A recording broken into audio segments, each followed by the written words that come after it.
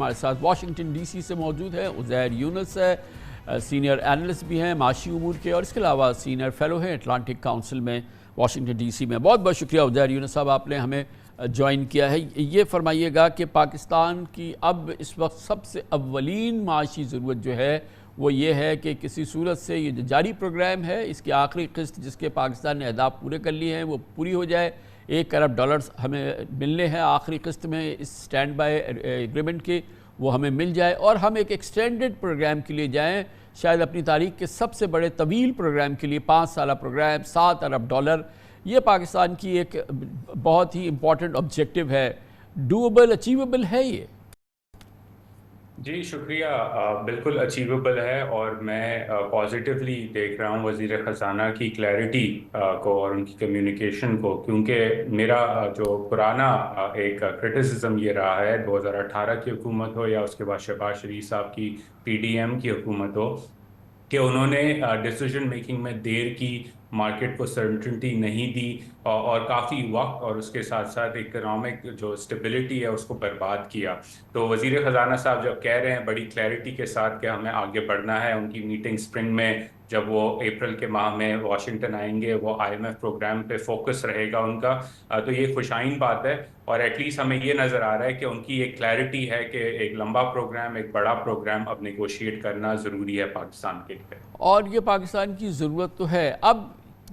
میں پھر اس سوال کو اس اینگل سے پوچھنا چاہوں گا کہ اس کے لیے پراسپیکٹس کتنے اسٹرانگ ہیں، کتنی ہماری جو ہماری خواہش ہے یا ہماری ضرورت ہے اس کے امکانات پر ہونے کے کیا ہماری پوزیشن، گراؤنڈ پوزیشن ہماری کتنی ہے؟ یہ جو ہم IMF سے جب اس بات پہ بات کریں گے اور یہ طویل پروگرام مانگیں گے تو جواب میں ہمیں ان کو کیا سیٹسفائی کرنا ہوگا، ان کی ہمیں تسلی کیسے کرانی ہوگی IMF کی؟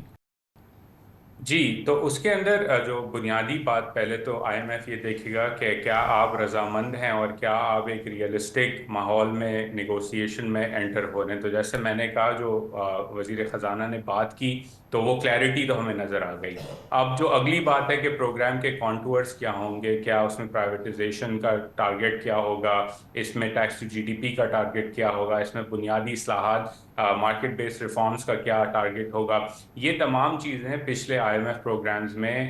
بار بار لکھی جا چکی ہیں، اس پہ اگریمنٹ ہو چکا ہے۔ تو میں نہیں سمجھتا کہ اس میں کوئی اتنا مشکل پروسیس ہوگا، اسپیشلی اگر وزیر خزانہ اور وزارت خزانہ اور حکومت پاکستان اس بات کو ایکسیپٹ کرے کہ ہمیں اب امپلیمنٹیشن کرنی ہے۔ تو جب آپ امپلیمنٹیشن کی بات کریں گے نیگوشیشن ٹیبل پہ، تو یہ بات کرنا کہ ہمیں کیا کرنا ہے وہ تو ختم ہی ہو جائے گی، کیونکہ بلو پرنٹ موجود ہے۔ اب امپلیمنٹیشن کے لیے حکومت پاکستان کو کنونس کرنا ہوگا کہ PIA کی پرائیویٹائزیشن کس طرح آگے جائے گی، ڈسٹریبیوشن کمپنیز کی پرائیویٹائزیشن کس طرح آگے جائے گی، اور ٹیکس کا ہمارا پلان کیا ہے۔ تو جہاں تک میں دیکھ رہا ہوں اپریل کے اندر نیگوسیشن یہ ہونی چاہیے کہ بجٹ آئے گا سمر کے اندر پاکستان میں، ہم بجٹ اس طرح پریپیئر کریں گے، بجٹ کے یہ اسپیسیفک ٹیکس کے ٹارگٹس ہوں گے، یہ اسپیسیفک ریفارمز وزیر اعظم صاحب اور وزیر خزانہ صاحب پارلیمان میں اناؤنس کریں گے،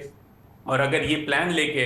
وزیر خزانہ جاتے ہیں واشنگٹن یا آتے ہیں واشنگٹن، کیونکہ میں واشنگٹن میں موجود ہوں، تو میرے نزدیک اتنا مشکل نہیں ہوگا ایک لمبا پروگرام نیگوشیٹ کرنا IMF تو کے ساتھ۔ اب سے لے کے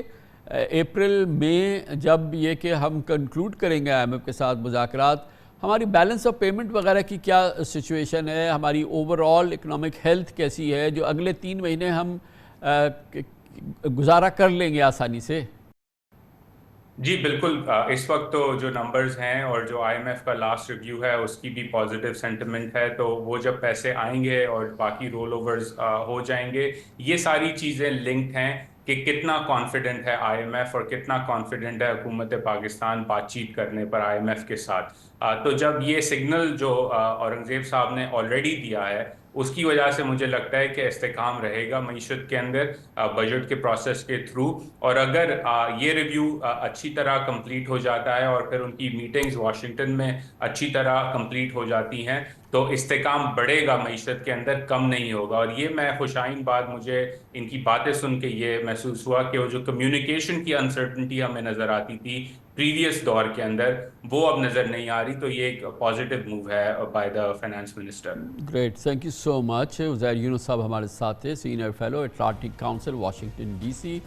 اکنامک افیئرس کے بہت ہی ریناؤنڈ اینالسٹ ہیں۔ اس کے ساتھ ہی ہمارے آج کے پروگرام کا اختتام ہوتا ہے۔ کل آپ سے پھر ملاقات ہوگی انشاءاللہ۔ کل تک کے لیے کامران خان کو اجازت۔ اللہ حافظ و ناصر۔